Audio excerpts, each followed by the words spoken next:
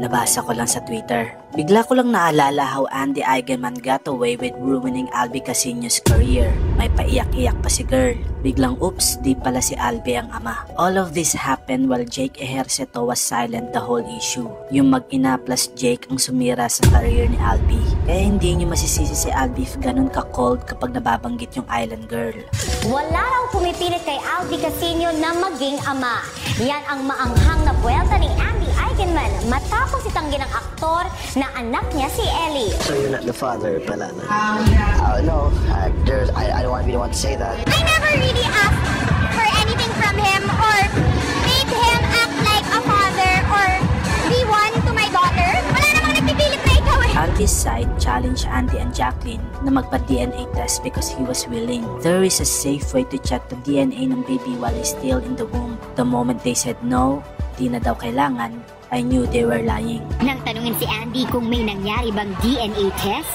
People are asking me parang, bakit kasi hindi ka na lang pa-DNA test para malaman na? The thing is, I don't have anything to explain to people.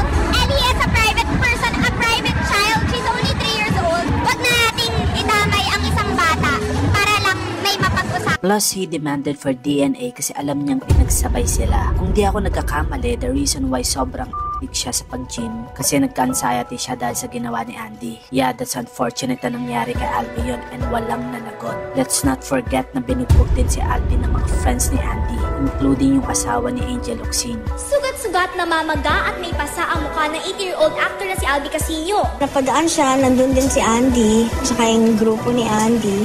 Tumaan siya, tapos Andy splashed wine on his face and then slapped him.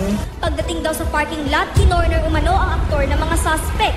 Ang itinuturing ng mga suspect ng kapwa ni Albie ay ang mga lalaking kaibigan daw ni Andy.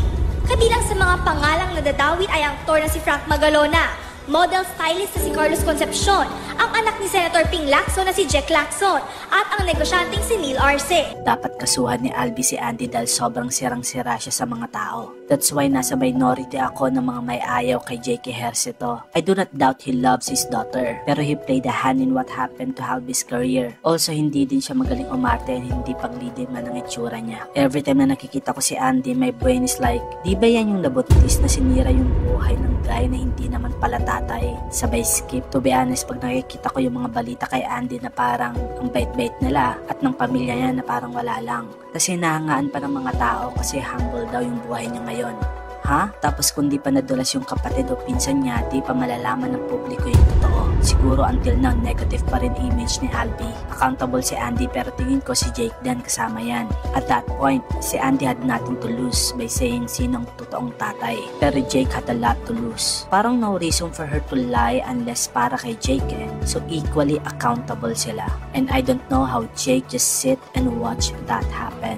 Sa amount ng mamanahin ni Andy from Jacqueline, dapat mag-ingat na si Philmar because Casper is on the run to get her for the riches. That deal is not yet signed, sealed and delivered. And then, some fans remember this.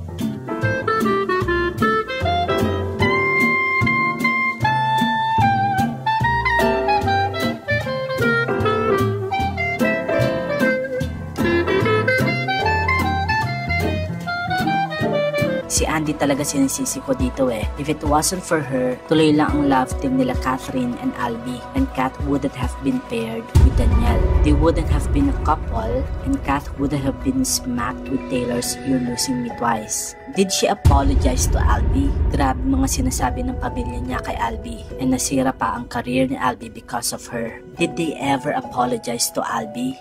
Sadly, alam natin ang sagot dito. Never.